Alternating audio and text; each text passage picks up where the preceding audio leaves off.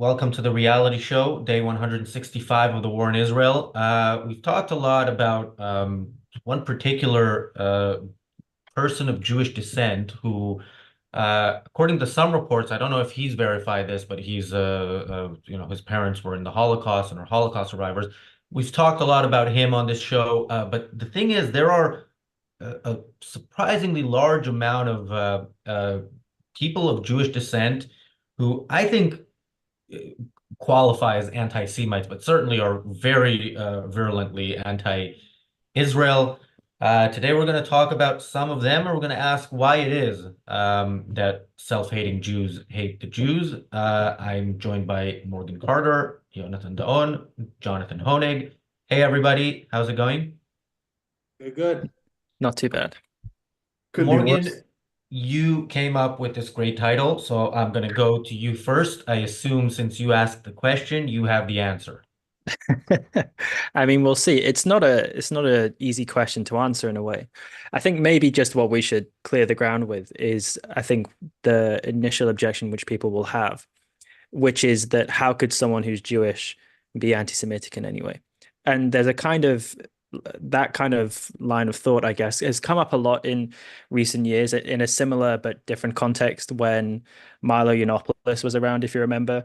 If people would say that his ideas were homophobic, people would say, but he's gay. How on earth could he be homophobic, even though he very clearly hated his own sexuality? And if you go look at, him nowadays, he's had, what is it, straight conversion therapy or whatever it is. So I think people should just not think simply about this. And however counterintuitive it may be, people can be self-loathing or prejudiced against the group which they're a part of. And that's not that it goes for Jews as well. And so I agree. I think some of the figures we're going to talk about do evince this mentality. And those are my introductory remarks, and we'll dig more into it as we go along. Yeah, Milo's an interesting example. I never knew if Milo was for real or if he was trolling the whole time. I still think it might be the latter. There's another one. I think his name is Jesse Lee Peterson, the radio talk show host, podcaster who's black but is kind of anti-black, like actually anti-black racist. So who I also always thought was a troll just because of his style. A bit more of an entertaining troll than Milo.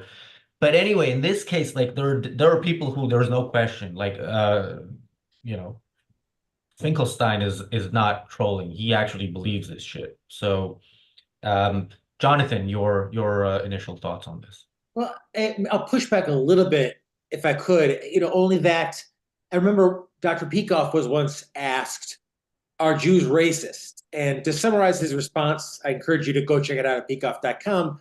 I believe his response was something to the effect of he felt like it was more a sense of tribalism than racism. Dr. Peikoff told a joke in that he once told a family member that he was an atheist, and his family member said, "Well, it's okay to be an atheist as long as you marry an atheist Jew." And I thought it was so funny. So, is there an expectation, Morgan, in your question, that all people of Jewish descent should, uh, respond to the war in the Middle East and the Palestinian issue in the same way? I mean, it rings true to me in the sense that some Americans I know are the biggest haters of America. They tear down America more than anyone I know. And you think, wouldn't they, I don't know what exactly it is that self-loathing, but to you, if I could push back respectfully, is there an expectation that all people of Jewish descent should all think the same way? I mean, isn't that a little tribalist? It would be, but that's not what I mean to imply. There's a good documentary that was done by David Baddiel, who's a British Jewish comedian that people can go watch, and it's based on a book he wrote called Why Jews Don't Count. And he says in it that he really resents that people treat him as though he should have an opinion on Israel. He was born in the UK, he was from a Jewish background, but he really resents that people will kind of ask him, as in like as if he has a kind of responsibility for the actions of the Israeli government, even though Israel's a foreign country and he's had nothing to do with it. And I think that's a completely fair objection. It isn't that kind of thing that I have in mind. And I agree it would be tribalist to expect any random Jewish person to feel a kind of responsibility for what's going on in Israel. So yeah, no, that's not what I mean to say. Um, I want to quickly reply to you, Jonathan, but I also then want to go to Jonathan. But even before that, I want to thank Ideology for becoming a member of the Ayn Rand Center UK. Yeah, there is a link in the pinned comment in the chat, and Ideology, we will get you the link to the Fountainhead Book Club, which starts in right after this show. As a member, you have access to that and much more. Yeah. Jonathan, there's tribalism, among Jewish people, I think, more than in other communities. In this case, there's something specific, especially since October 7th, where anti-Semitism is up massively. And there are people of Jewish descent who use the fact that they are of Jewish descent to, happily take the place as the token Jews of anti-Semites who then point to them and say, look, we have Jews on our side. We're not anti-Semitic. We're just against Zionism or whatever. Yeah, I mean, you wonder if there is, and I definitely, obviously, we'll go to Yonatan next, but like, I wonder if there's a bit of sense of second-handedness. I mean, there's a citation over at Wikipedia talking about the Jewish self-loathing. It characterizes, quote, Jews who perversely seek to bolster their Jewish credentials by defaming Israel. You wonder if there's that second-handedness of wanting. I don't know, Yonatan, what do you say? This is so complicated.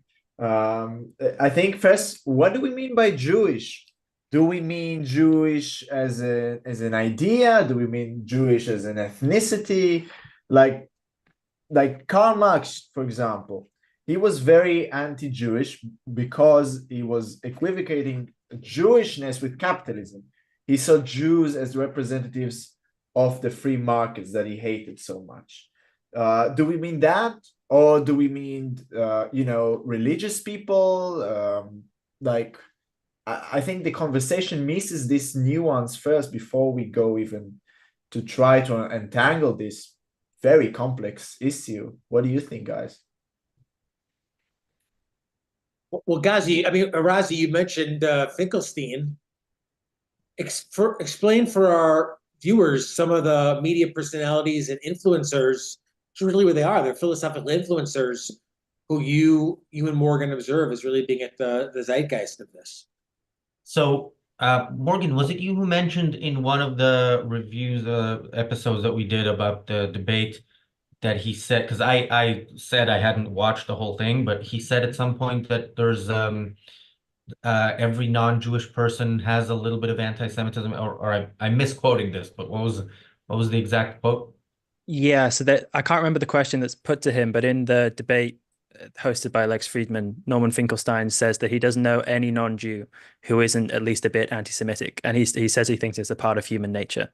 And again, in that documentary I referred to, done by David Baddiel, when he interviews Miriam Margolyes, who's a left-wing Jewish actress in the UK, strangely she makes the same claim. She thinks it's part of human nature just to be anti-Semitic. So yeah, it's a claim I've heard a few people make. I have to jump in real quick. If you've ever seen the Broadway show Avenue Q, there's a very funny song in that show called "Everyone's a Little Bit Racist," which kind of brings to a little bit in there. But that's interesting. And on the super chat here, we're getting a lot of response to Yonatan, exactly what you asked about. Well, let's define our terms here. What are we talking about in terms of self-loathing Jew? Like when I'm thinking about someone, for example, like we didn't mention, but Gidon Levy, Razi knows very well who this guy is. Who's one of the lead editors at the Haaretz newspaper. The guy goes to like very big, like he spoke at Oxford University, for example, like defaming Israel, like making up crazy statements about Israel, how it's an apartheid state, and how like that is one kind of self-hating Jew, right? And I think what we are trying to get at is these types of the explicitly anti-Israel people who want to destroy the country of Israel, not necessarily those who are just anti-capitalism, which is another variant, I would say. So in that case, what explains that? Razi, you wanted to jump in? Yeah, well, I want to just broaden it out to people who are anti-Israel and this is their cause, as opposed to people who are still very much in the wrong, but they don't really think about it deeply. They kind of consume the news from wherever. They think, all right, Israel is the bad guy. people whose cause is that Israel is the bad guy. This is what they focus their time and energy on. Uh, I don't see how they can do that out of any motivation other than anti-Semitism. It seems like a very specific target to hate. Now, among such people, there are also people of Jewish descent, like Gidon Levy. Jonathan, is Gidon Levy the one who like lived in Gaza for a while? No, that was a lady. That was Amira Haas, right? Yeah, that I lady. confused the two. Yeah, Haaretz, by the way, an Israeli newspaper who the anti-Semites love to quote, has all these characters who basically dedicate their life to the removal of the state of Israel from existence. Yeah, but I'll just jump in. Like Noam Chomsky, to my knowledge, has been a piece of shit anti-Semite for decades. Like that's his shtick. It's just maybe he's finding a bigger audience now. I mean, he seems to be surging in popularity because as we've talked about on the channel in recent weeks, the casual everyday anti-Semitism seems to be accepted now. It's kind of de rigueur, and Noam Chomsky again has just been this kind of crackpot for decades, is finding a whole new audience with young inquisitive minds.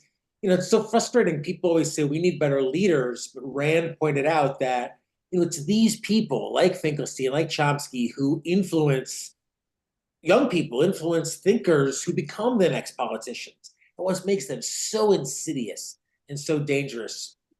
By the way, Jonathan, Chomsky, in his defense, is an across-the-board piece of shit. So he's, he also defended the Khmer Rouge, right?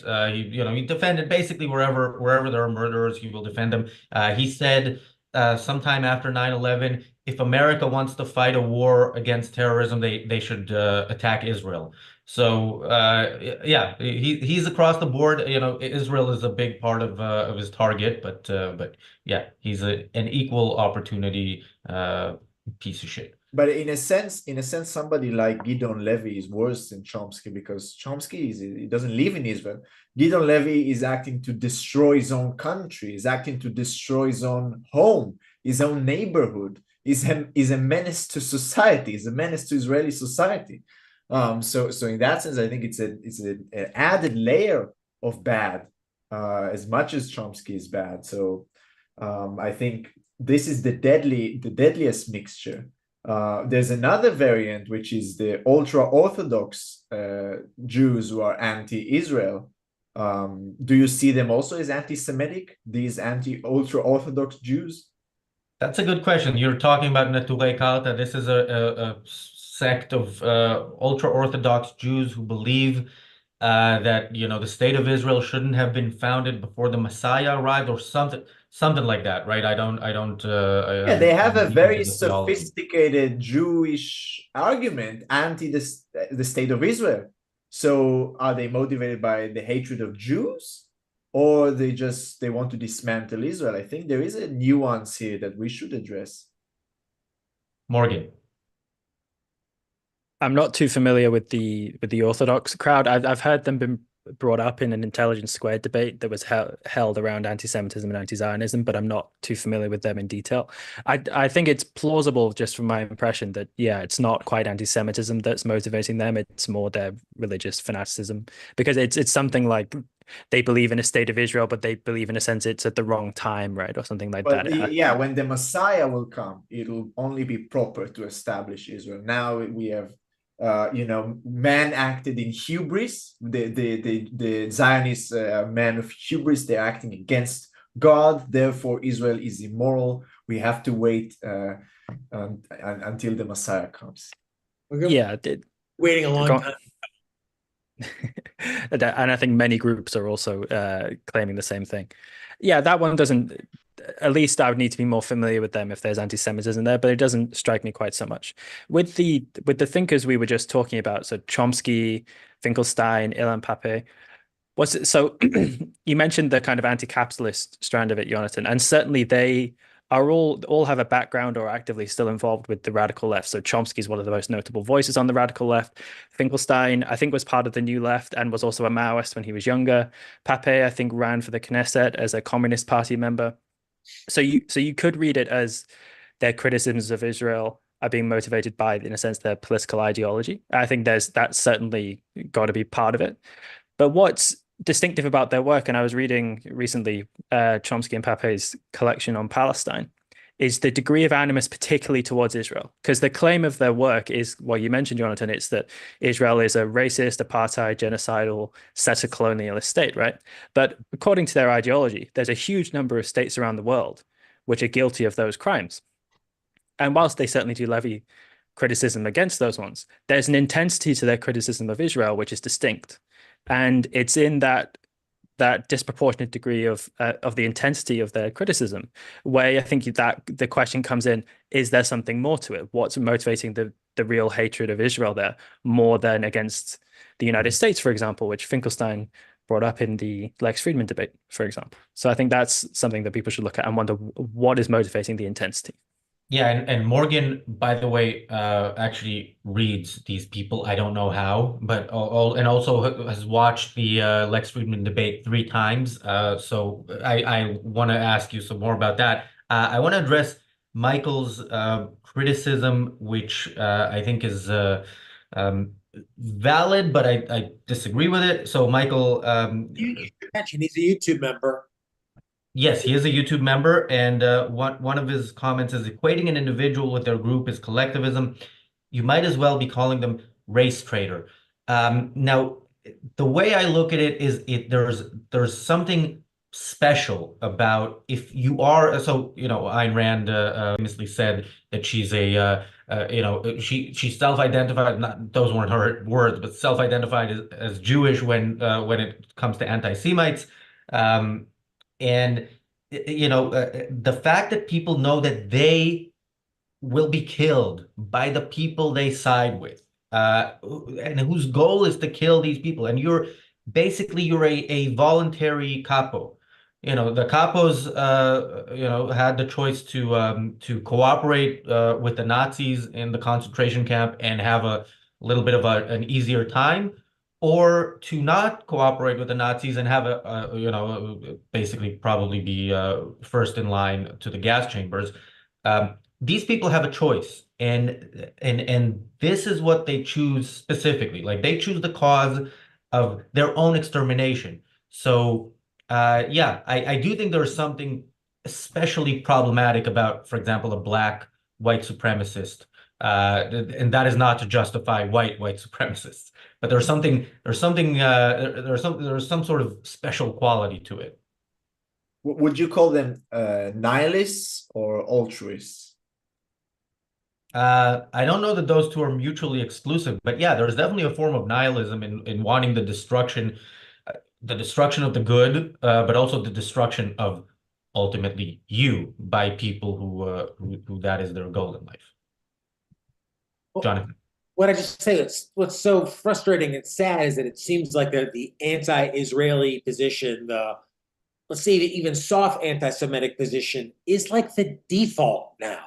Mm-hmm. It's the fallback. It's the safe, comfortable place that even not the Noam Chomskys, can kind of fall back into being suspicious of Israel, contemptuous of Israel, and ultimately anti-Israel. And even in America, my sense is the so-called right, it's like they have support, but it's tenuous support, and it's limited support of Israel, even now.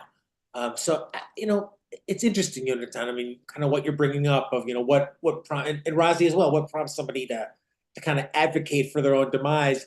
I only can sympathize or empathize in the sense that I know a lot of young Americans, left-winger Americans who think America was founded on slavery, think Thanksgiving is about the worst possible thing you can imagine, thinks the whole country is, they think so terribly of America. And it really does break my heart as well. Of course, the US isn't yet in the existential, very serious threat that Israel is today. I think Jonathan, it's one parallel that I see is environmentalism.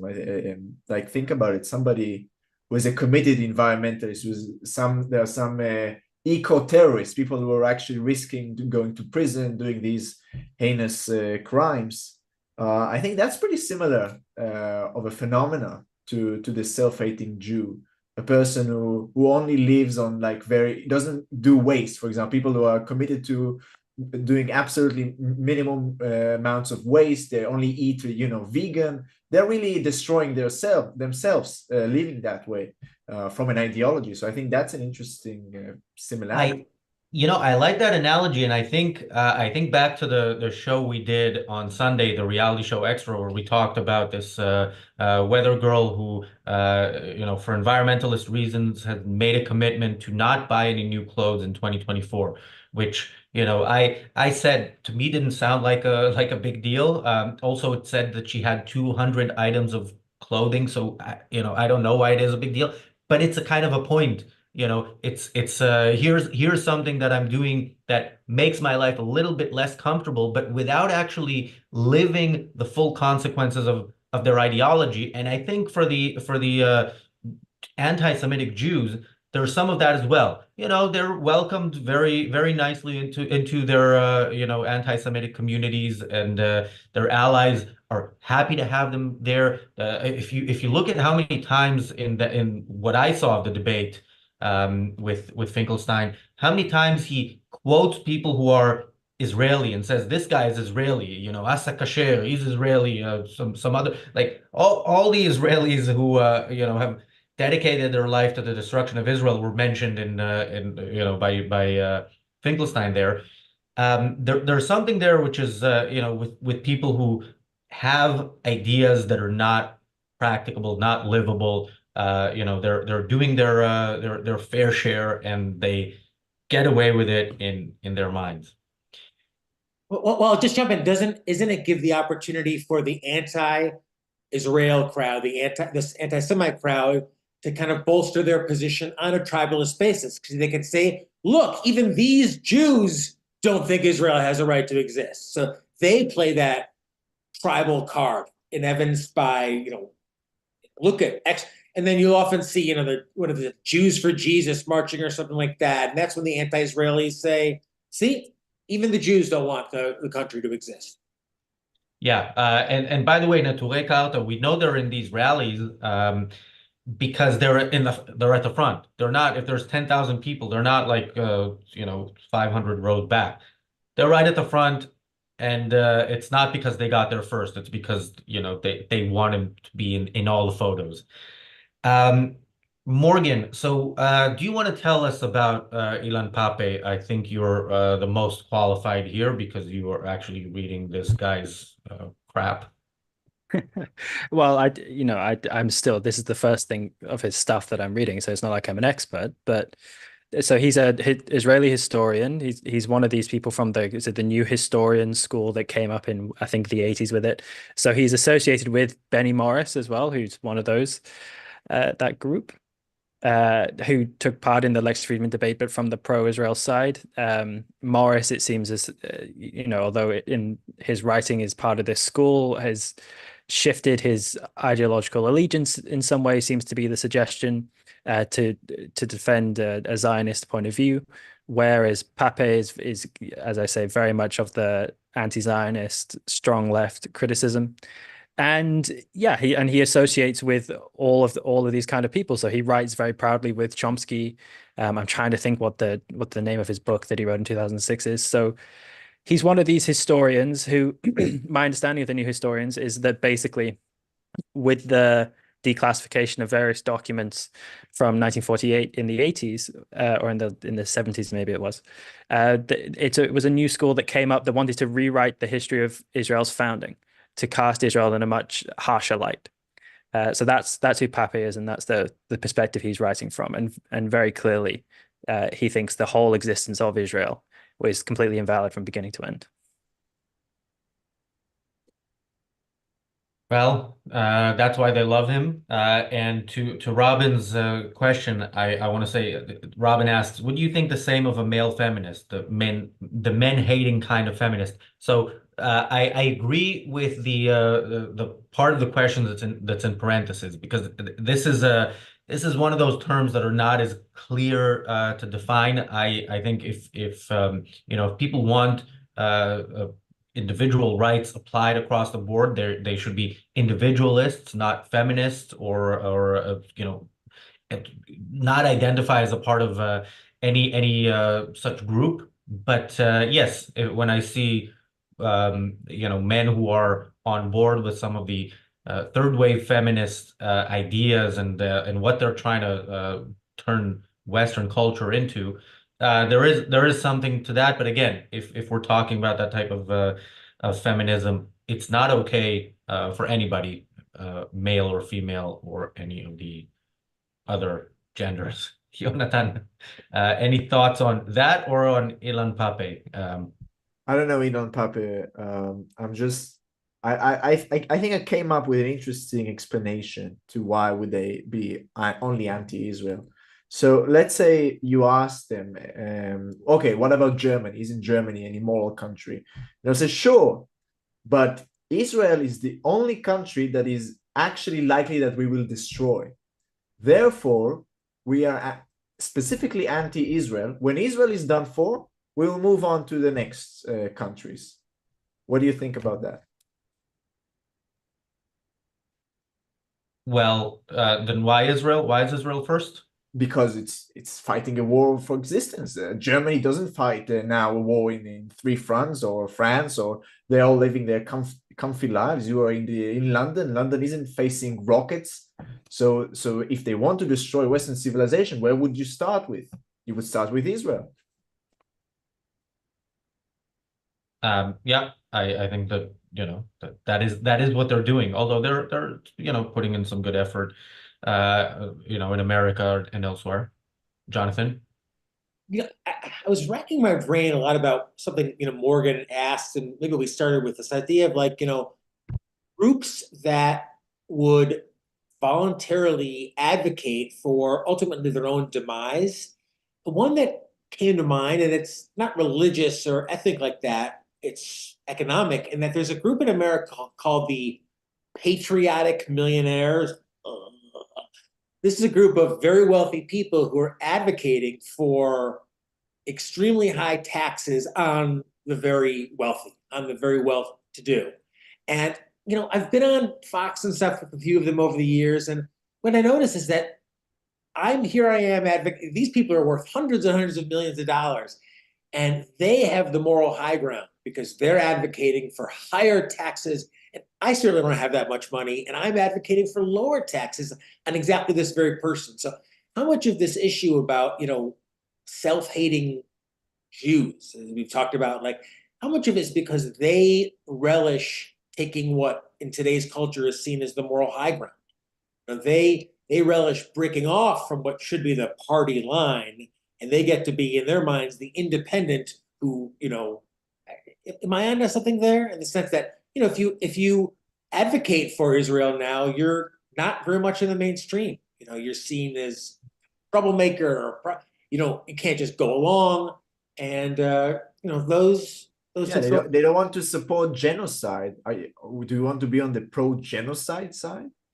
Yeah, I mean, look, they're taking the moral high ground. Yeah, in the same, and a big part of it is, of course, because Israel is perceived by a well-crafted narrative of the anti-Israel crowd, perceived to be the stronger side in this conflict. Of course, it is surrounded by the same enemy. It's not just the Palestinians. It is the entire Middle East that is Israel's enemy. But that narrative doesn't really work with that. But yeah, in the same way that the multimillionaires or centimillionaires can say, yeah, we're with the weaker ones, so we're gonna give taxes. I mean, it always shocks me that these people don't just sign their money away. Like that is a very simple thing to do.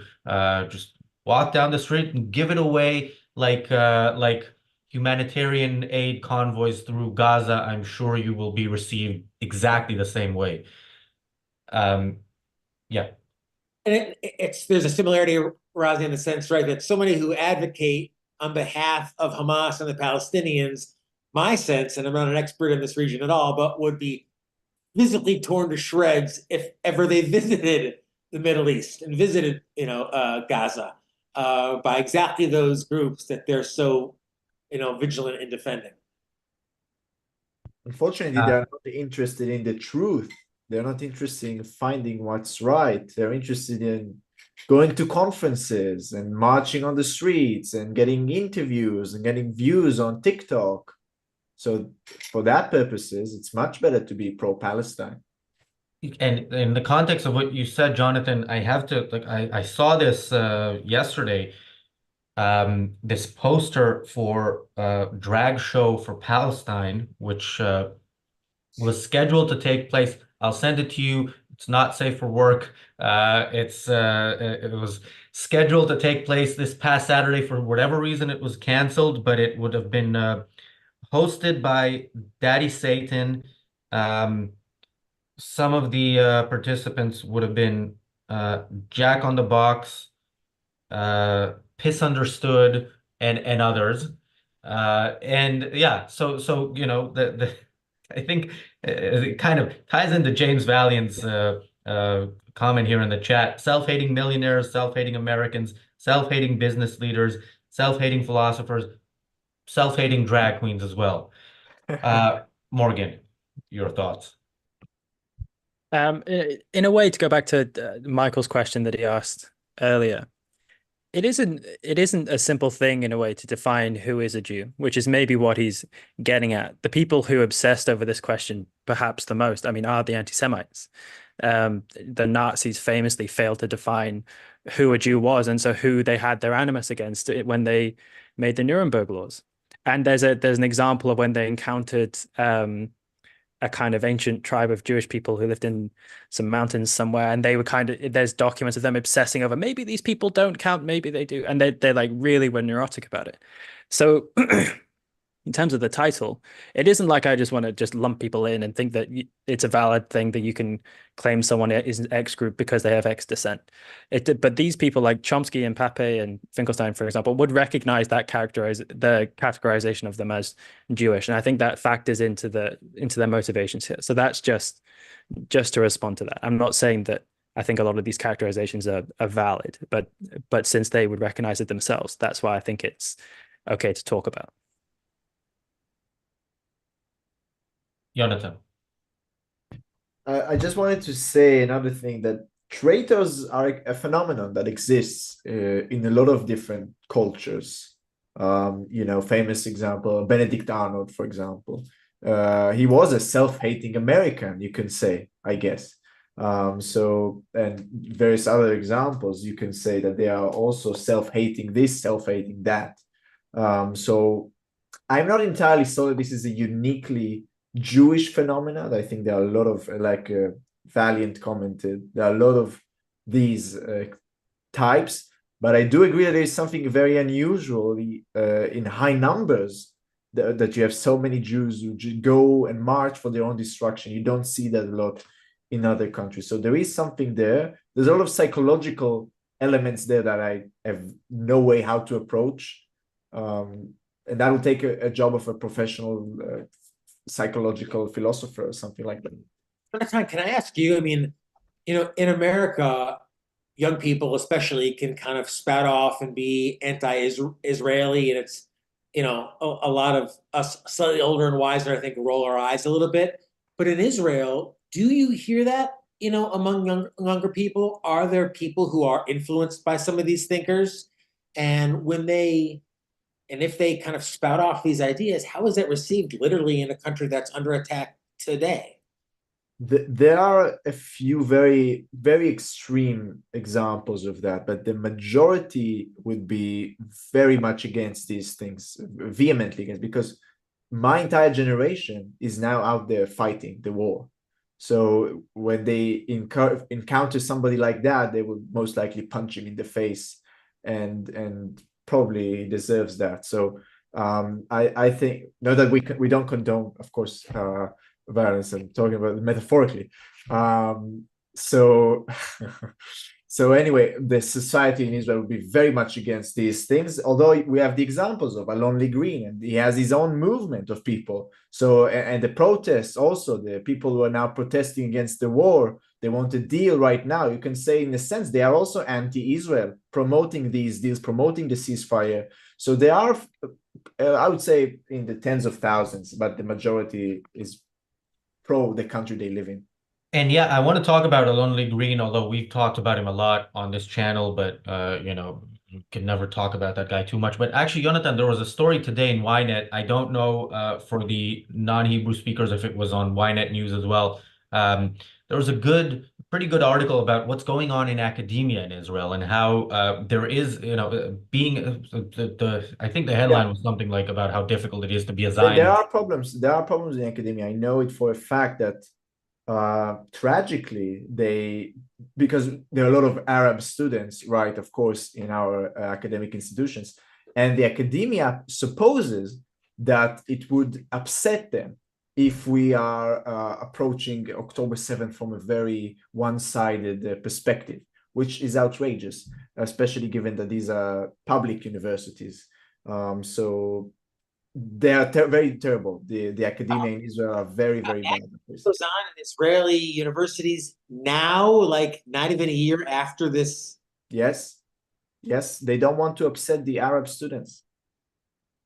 Yeah, which is a pretty should be an upsetting statement to any decent Arab student who would want Israel to fight and to win. Yeah, I wonder if anybody actually stood up to them and said, "Look, why are you There have saying been this?" students who stood up to them. There have been protests. There have been Arab students?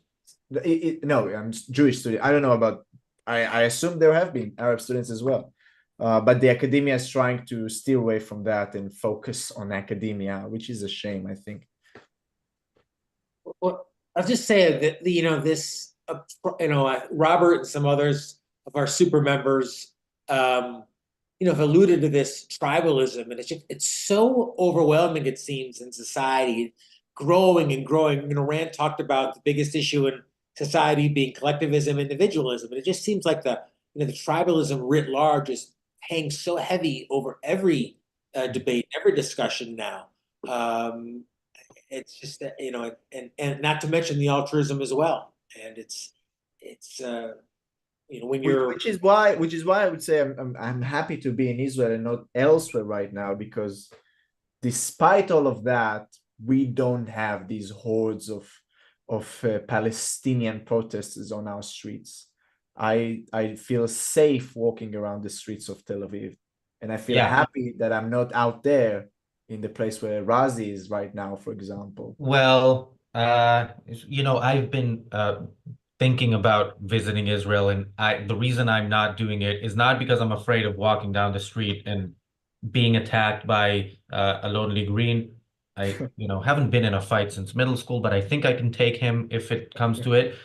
But it's more that Israel, didn't protect its citizens on October 7th, hasn't done enough to protect its citizens now, especially from attacks from the West Bank. Another one happened today from attacks from the north, where tens of thousands at least have been displaced and basically said, stay in hotels. That's where you're living now. We're not going to do anything to eliminate the threat.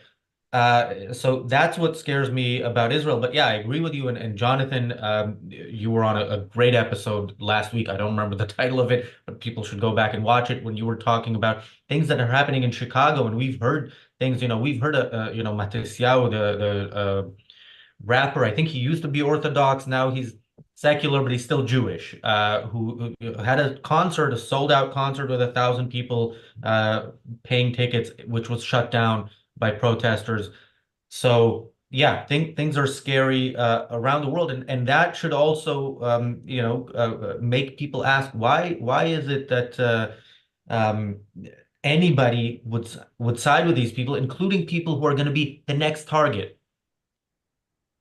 And I'll just mention too, I think, Razi, I think I speak for you and your team in that part of why we make our efforts to focus on Miss Rand so important is to influence young people at a time that they're interested in ideas, they're interested in the truth, they're interested in finding reality. And what are they finding now is Noam effing Chomsky and these terrible, terrible intellectuals. I mean, I remember from my own experience, and as a college kid, interesting, curious about answers and studying philosophy. And thankfully, someone turned me on to, reading Ayn Rand. I think it's a lot of what we want to do as well. We got a super chat. Do you guys want to hit that? Yeah, I was going to go to Morgan before the super chat, but I do want to quickly respond to that. Yeah, I agree. By the way, anybody watching who has not read Ayn Rand, I would recommend doing so, and I would also recommend sharing our content if you think this is valuable. You know, if we grew massively now and got to the point where we're getting as many views as any Chomsky video out there, we would still not be countering him to the level that is needed, because this will be one channel that all of a sudden is standing up against one of many such people who have, you know, decades, if not centuries, of bad ideas, you know, as kind of a tailwind.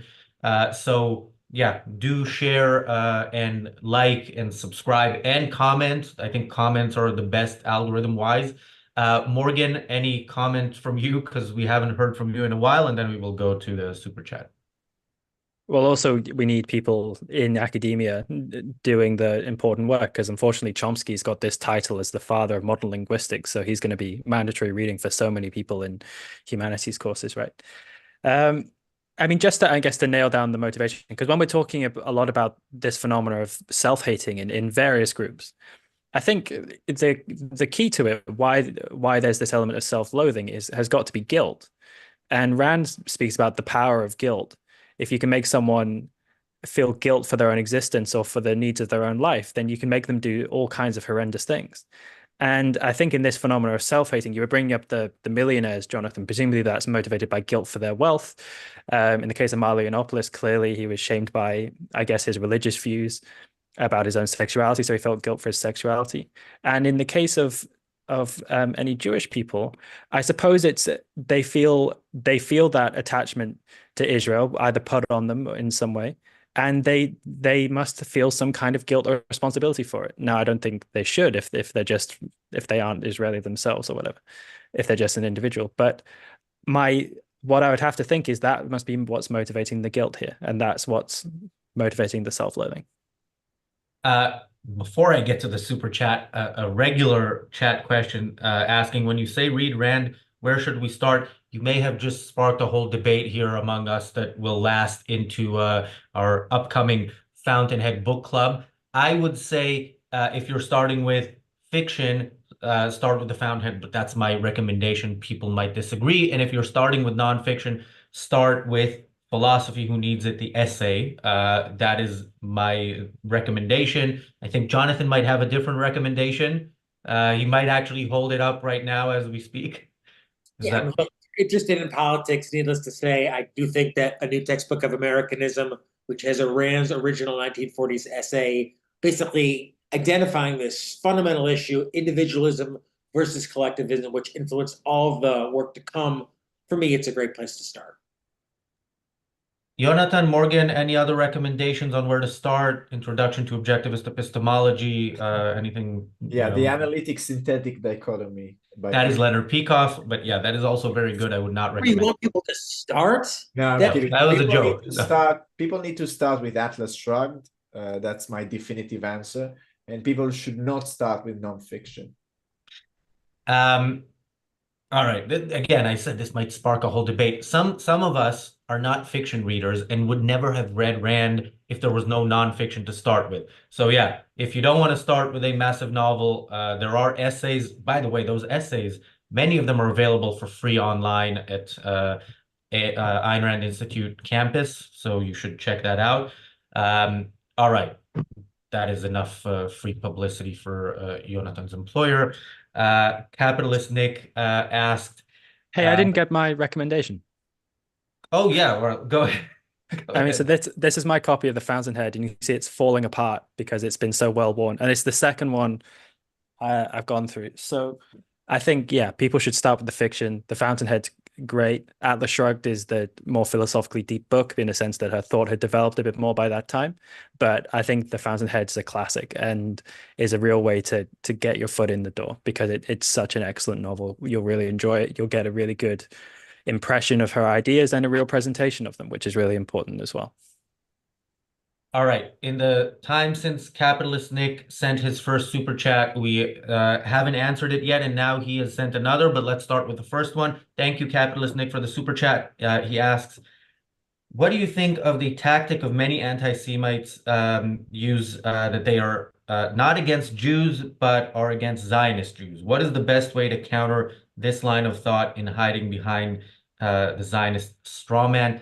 That is a good question. I don't know that this is the definitive answer, but just off the top of my head, I would ask again, why is this your focus in the world? Like, what is it about the rest of the world that you look at and you think none of that is important? What's important is that in the Middle East, in this sea of tyranny and backward ideas, there's this one sliver of land where rights are respected to some extent, where progress is celebrated. This is the problem that you see in the world. Why is that so? And yeah, start from there. That is, if I was going to talk to these people, I don't. I like living in my safe space, not dealing with them. But Jonathan, how would you answer that point? I have to say, I haven't given it too much thought. Thank you, Nick, for your contributions. It makes me think back when Rand compares the Arabs, as she referred to them in the Donahue interview, and Israel, and why she supports Israel. And it makes me think of where Yonatan is right now in Tel Aviv, which I've been fortunate to visit 3 times in my life. This really gleaming modern city full of incredible food and nightlife and industry and technology and gays and dancing and just this tremendously modern, fun, beautiful culture. And then across the street there, if you will, in Rafah, which is, by my estimation and comparison, like a medieval primitive society. And that's who I support, is the modernity, the rationality, the thinking mind, and not that tribalistic primitive culture that hasn't changed in centuries and never will. Jonathan. Yeah, I agree with Jonathan that this is where I would begin. The value of Israel compared to this value of Palestine.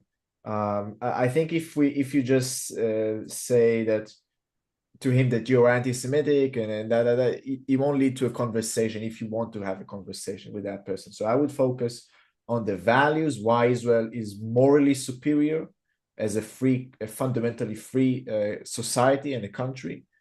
And then move from there. And for resources on that, I recommend Ilan's book, What Justice Demands. Was brilliant. That's Ilan Giorno from the Ayn Rand Institute. Yeah.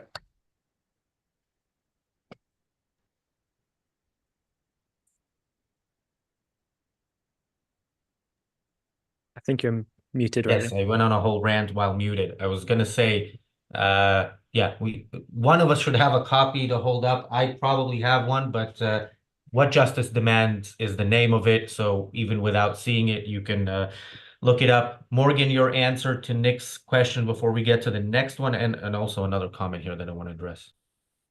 I think there are people who are earnestly confused about Israel and so would consider themselves anti-Zionists, but who I don't think are motivated by anti-Semitism. And I think, unfortunately, those people end up being the kind of useful idiots for the more malign actors in these movements. But I think there are lots of people who would use anti-Zionism as a kind of cloak when they're motivated by something deeper. And again, I think you have to look at their actions and the things that they're saying and the ideas they're espousing. And often these ideas of Israel being a genocidal apartheid state is taken up by anti-Semites themselves, and yet that never causes them to reflect and reevaluate their ideas. Why is that? But then also, does it genuinely explain their animus? That they think there's something wrong with Israel? Why is it so much more intense than against any other form of nationalism in the world? Why is it that Israel is this uniquely demonic state in their mind? And that's just, and you have to make the inference for yourself. I can't lead a horse to water, or I can lead a horse to water. I can't make it drink, but that's what I think people should look for. One approach that I would recommend people employ when having these conversations is Alex Epstein's approach. Try to figure out where the person, what is his perspective, where does he come from? Like, say, I am pro-human flourishing, for example, he says in his book For Self Future, and then you can have a conversation, because he is essentially holding the same argument as the environmentalist. Is anti-energy, you can say, is anti-freedom, is anti-free countries. So you can apply the same methodology, and I think it's a very effective one. Yeah, Jonathan. I'm just gonna say, I know we're coming towards the end here a little bit. My curiosity is when addressing somebody, if you engage with people on these issues, if you addressed a Jewish person who happens to hate the Jews or be anti-Israel, Yonatan, I mean, or any of you guys, would, is it appropriate to address their heritage in the process, or is that playing into the tribalism? To say to somebody like, Noam Chomsky, you're Jewish, how could you be, hating on Israel? Like, isn't that playing into this tribalist idea that every Jew has to think the same way? I mean, it shouldn't be more like, don't you love? Well, what do you think of that? What do you make?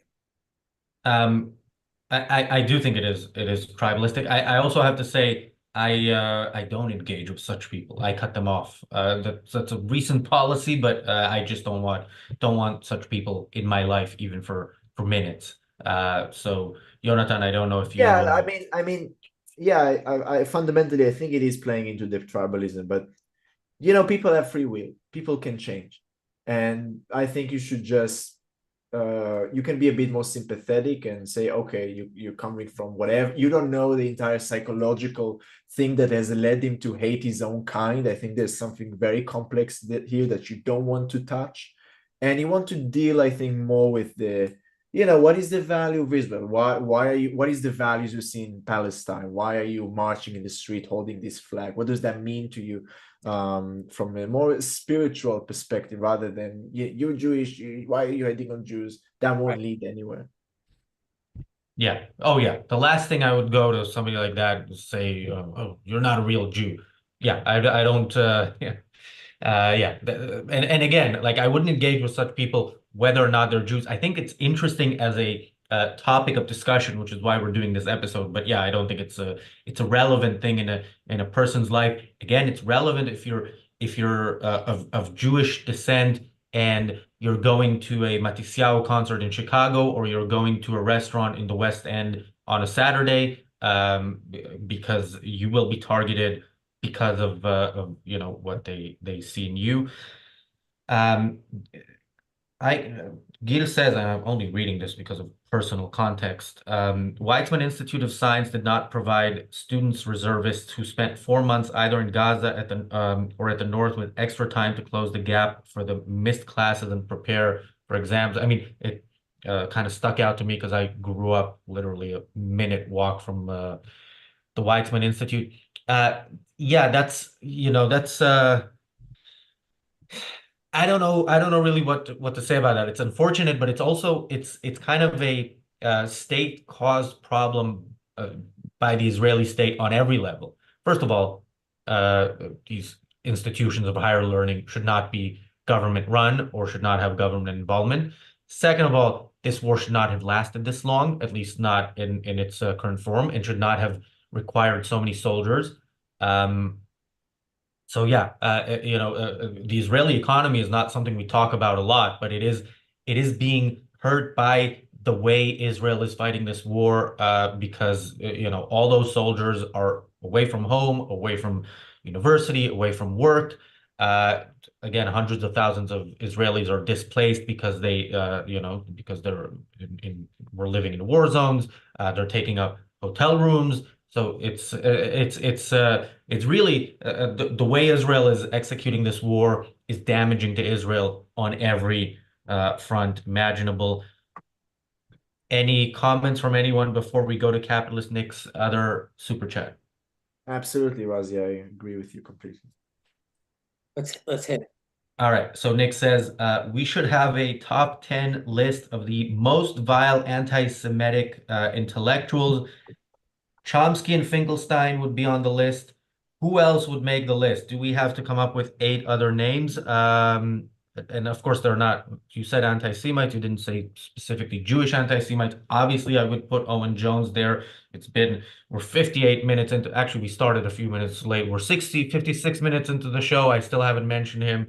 But yeah, an honorary mention to the dishonorary Owen Jones is, of course, necessary. Jonathan, who would make the list? You know, I don't really even know or follow. I'm aware of so many of these people. I hear learned who Nick Fuentes was, and I made it a point to think I'm never gonna try to never even have to think about this guy once again.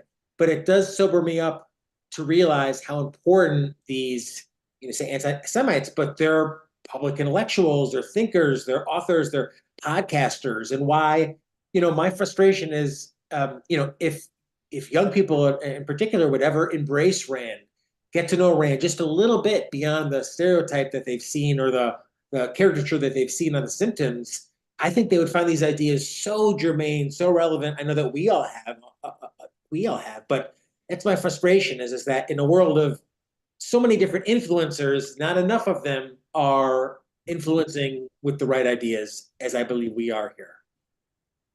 Um, by the way, Ideology says Owen Jones is not an intellectual. I don't want to argue with a new customer, but I disagree. He is an intellectual. He's a public intellectual. He's written books. He writes a column. He talks about ideas all the time. He talks about them in a certain way. He's a bad person, but that doesn't mean that he's not like this is his profession. He is a professional intellectual. Jonathan, who would you add to that list? I would put definitely Gidon Levy, one of my personal, I hate, one of the people I hate the most from within the country. But there are a lot of, unfortunately, a lot. And luckily their names don't come up. So I think it's a good sign. I don't think about them, so it's good. Yeah, and if I can add the person I confused Gidon Levy with, Amira Haas, an Israeli who chose to move to Gaza to, out of solidarity with those. Morgan, would you add to that list? You are actually becoming slowly a scholar in, these people because you're watching their debates and reading their books. So this is the expert opinion. The things you do to me, Razi, for the sake of my job, eh? It's like Jonathan said, it's a shame that there's in a sense so many. It'd be hard to whittle it down to 10. I guess in terms of classic thinkers, you could throw in Karl Marx there. I've never read Heidegger, but Heidegger was actively involved in the Nazi state, so presumably he'd have to be on there. And in terms of modern people, I think you left out Pappe. I think he mentioned Chomsky and Finkelstein. Aside from them, I'll get back to you. I'll have a think. Trotsky was a big self-hating Jew. I can imagine. So, O's comment, the problem with these people is that they make a living from trashing Israel. Gidon Levy literally loves money and nothing else. I don't like that excuse. I mean, you can, make money in different ways. And the fact that somebody gets paid to express their views is not necessarily proof that they don't stand behind it. I think Gidon Levy very much believes that he truly is the vile person that he seems to be. So yeah, getting paid for it doesn't absolve him of any guilt here. And since we are out of time, and I said we would talk about Alon-Lee Green, but we haven't, I will add him to the list. And yeah, sorry, we promised and we didn't deliver on him, but we have delivered in the past. I think we did whole episodes about him at least twice, right? So yeah, and by the way, on the point of him and Chomsky, you Google all these people's name, and especially if you Google their name and then Israel, look at the results that come up. Look at where those results are from. It's very often like Al Jazeera or some Democracy Now! Or some of the organizations that the only Jews they would have are the Jews, the self-hating Jews. So all right. Any final comments, even though we are going we are delaying the Fountainhead Book Club, but if there's anything else from anyone here. Thanks to our subscribers. Thanks, Yes. guys. Thanks, everybody. We're back tomorrow with the Daily Objective about Al Jazeera's terrorist reporters, and With the reality show, I believe Morgan and Jonathan, you're both joining me as well tomorrow. And so we will see you there. And if you are a member, the Fountainhead Book Club starts now. And if you're a YouTube member, you can watch that on YouTube. Thanks, everybody. We'll see you back here tomorrow.